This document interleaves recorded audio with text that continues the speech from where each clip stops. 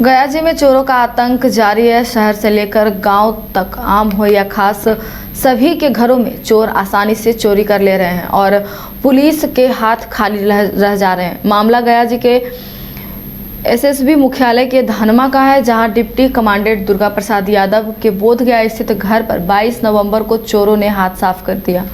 17 दिन बीत जाने के बाद भी पुलिस के हाथ खाली हैं। हालांकि इस मामले में डिप्टी कमांडेंट दुर्गा प्रसाद यादव तो मीडिया के सामने कुछ नहीं कहा, लेकिन उनकी पत्नी ने पुलिस पर जमकर भड़ास निकाली है। उनका कहना है कि जब एक डिप्टी कमांडेंट का घर भी सुरक्षित नहीं है तो आम पब्लिक का क्या होगा। उन्होंने कहा कि पुलिस के द्वारा कोई कार्रवाई नहीं करते देख मेरे पति के द्वारा एसएसपी, डीआईजी, आईजी, यहाँ तक कि सीएम को भी मेल कर दिया गया है, लेकिन अब तक कोई कार्रवाई नहीं हुई है।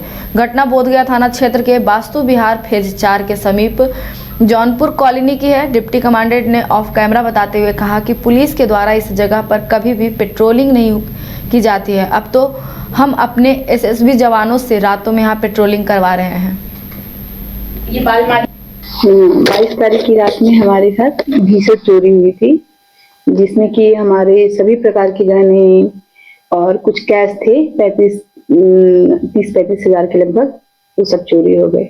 और हमारे गहने जो थे वो करीब 50-55 लाख के आसपास के होंगे, तो सब चोरी हो गए थे। कब हुई थी घटना? 22 तारीख की रात में, ऑलमोस्ट 23 कहेंगे उसको, रात में चोरी हुई थी। और जब हम सुबह में जब नहा धोकर पूजा करने के लिए अपना सोचे कि दूसरे रूम में जाके कपड़े चेंज कर ले, तो दरवाजा जब खोल रहे हैं तो खुला ही नहीं। फिर मैंने हस्बैंड को बोला कि कोई है क्या अंदर, देखिए जरा, तो भी उन्होंने यही बात बोला कि नहीं खुला, चिपका होगा दरवाजा। फिर हमारे जो भैया आते हैं, फिर उनको हमने बाहर से बोला कि जाके देखिए कहीं खिड़की तो नहीं खुली है। फिर देखा तो अंदर सारा सामान मेरा बिखरा, अलमारी टूटी हुई, और मतलब मैं तो एकदम स्तब्ध रह गई कि क्या हमारे घर में ये क्या हो गया। तो अभी तक कुछ कार्रवाई हुई पुलिस की तरफ से? हमने एफआईआर तो उसी दिन सुबह में तुरंत कर दिया था, और अभी तक तो कोई 15 दिन हो गए, कोई भी नहीं आया अभी तक देखने। उस दिन आए थे लोग, पर अभी तक तो कुछ उसका रिजल्ट मिला नहीं। वरीय अधिकारी से बात हुई है? हाँ, वरीय अधिकारी से भी हमारे बात हो गई है, उनसे भी, पर अभी तक कोई ठोस कार्रवाई उन्होंने कुछ नहीं किया है, कुछ भी नहीं रिजल्ट आया अभी तक। और हम तो यही चाहेंगे कि जब भी ऐसा कोई घटना किसी के यहाँ भी घटित हो तो उस पे तुरंत लोग कार्रवाई करे। ऐसे हम खुद भी नहीं सुरक्षित है, हमारे हस्बैंड डिप्टी कमांडेंट है एसएसबी में, तो हम ही लोग जब सुरक्षित नहीं है तो आम आदमी कैसे रहेगा सुरक्षित। अरे कहाँ चले सुबह सुबह? अरे चिंटू इंजीनियर, घर बन रहा है ना, टीएमटी रिबार लेना है। कौन सा? कोई भी सस्ता वाला। और नया फोन? हाँ। ये कैसे लिया? ये स्टोरेज, कैमरा, डिस्प्ले सब चेक करके लिया है। अच्छा, तो फोन के लिए इतना रिसर्च और घर के लिए?